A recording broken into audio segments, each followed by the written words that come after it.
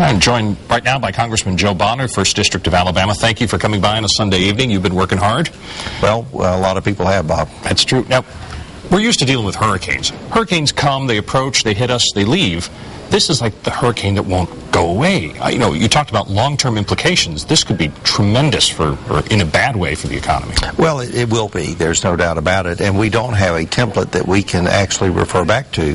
The Exxon Valdez in Alaska was 21 years ago. And that's something that it was a ship. There was a control. We knew exactly how much oil was in it. They were able to eventually get that oil out, and we were able to move forward. But even today, there are implications up in Alaska from the Valdez. This is a well that, as the time this newscast is airing, we still don't have under control. And unfortunately, a lot of those unanswered questions, when are they going to get it capped? Can they get it capped? Or are they going to have to drill a parallel rig? And we were out over the water yesterday with the Coast Guard, actually, and saw that rig is already out there.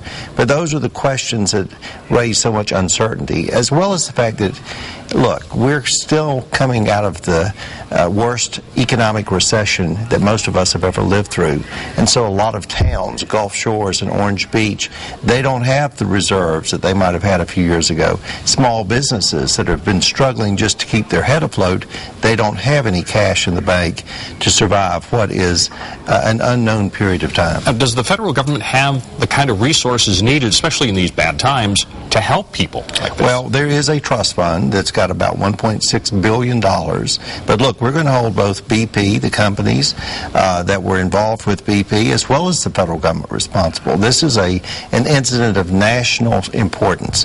The Gulf of Mexico, as you know, is home to some 30 to 40% of all of our oil and gas supply right in our own backyard. So this is not something that affects just those of us here on the Gulf Coast. It affects the whole nation.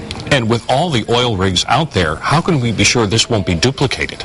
Well, the Secretary of Interior has ordered a mandatory inspection and review of all the oil wells. But keep in mind, there's some 25,000 rigs that are out there. So there's a lot to do to make sure that this doesn't happen again. There will be a lot of good lessons learned. All right, Congressman Joe Bonner, thanks very much for joining us. Thank you, Bob.